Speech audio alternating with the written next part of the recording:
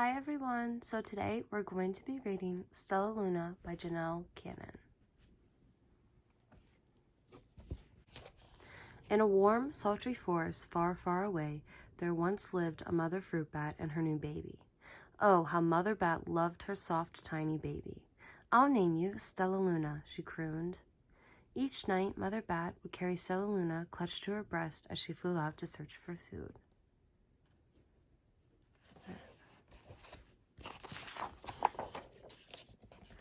One night, as Mother Bat followed the heavy scent of ripe fruit, an owl spied her. On silent wings, the powerful bird swooped down upon the bats. Dodging and shrieking, Mother Bat tried to escape, but the owl struck again and again, knocking Stellaluna into the air. Her baby wings were as limp and useless as wet paper. Down, down she went, faster and faster into the forest below. Whenever they say that her baby wings were as limp and useless as wet paper, what do you guys think that means? What are they trying to get across to the reader? Right, that it's kind of frail, it's thin, they're not strong. There's that.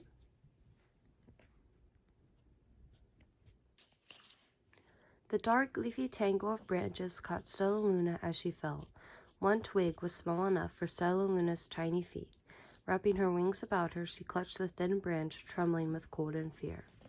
"Mother," Stellaluna squeaked, "where are you?" By daybreak, the baby bat could hold on no longer. Down, down again she dropped.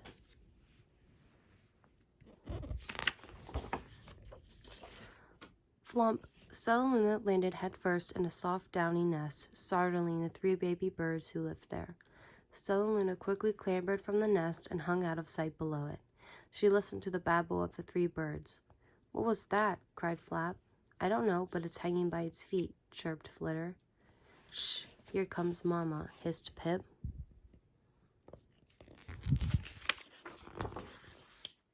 Many, many times a day, Mama Bird flew away, always returning with food for her babies. Stellaluna was terribly hungry, but not for the crawly things Mama Bird brought. Finally, though, the little bat could bear it no longer. She climbed into the nest, closed her eyes, and opened her mouth. Plop! It dropped in a big green grasshopper. Stellaluna learned to be like the birds. She stayed awake all day and slept at night. She ate bugs even though they tasted awful, and her bat ways were quickly disappearing. Except for one thing, Stellaluna still liked to sleep hanging by her feet. Why do you guys think that is? Once, when Mama was away, the curious baby birds decided to try it too. When Mama Bird came home, she saw 8 tiny feet gripping the edge of the nest. "Eek!" she cried. "Get back up here this instant. You're going to fall and break your necks." The birds clambered back into the nest, but Mama Bird stopped Stellaluna. "You are teaching my children to do bad things. I will not let you back into this nest unless you promise to obey all the rules of this house." Stellaluna promised. She ate bugs without making faces, she slept in the nest at night, and she didn't hang by her feet. Stellaluna behaved as a good bird should. All the babies grew quickly. Soon the nest became crowded. Mama Bird told them it was time to learn to fly. One by one, Pip, Flitter, Flap, and Stellaluna jumped from the nest. Their wings worked! "I'm just like them," thought Stellaluna. "I can fly too." Pip, Flitter, and Flap landed gracefully on a branch. Stellaluna tried to do the same.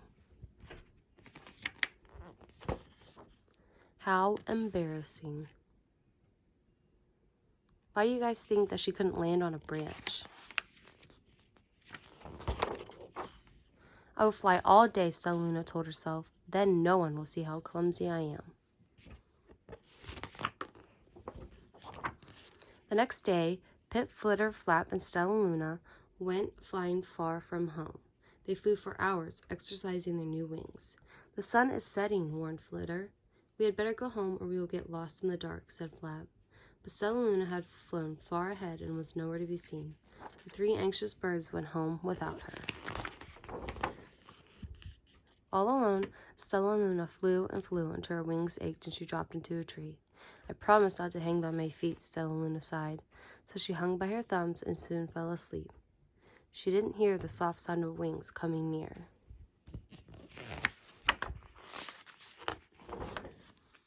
"Hey," a loud voice said, "why are you hanging upside down?"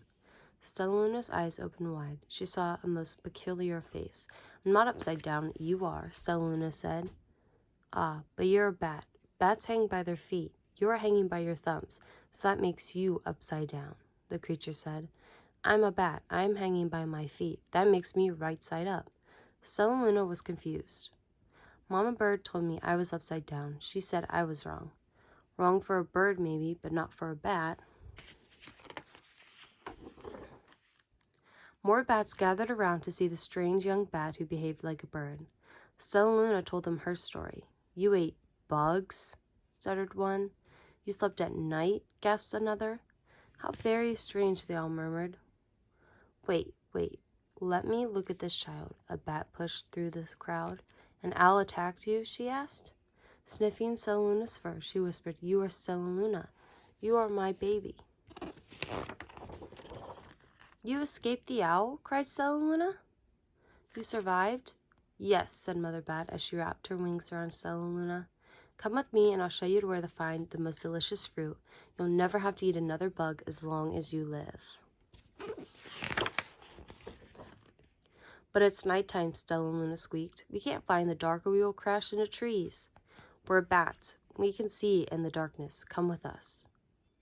Stellaluna was afraid, but she let go of the tree and dropped into the deep blue sky. Stellaluna could see. She felt as though rays of light shone from her path. She was able to see everything in her path. Who knew bats could see in the dark? Soon the bats found a mango tree, and Stellaluna ate as much of the fruit as she could hold.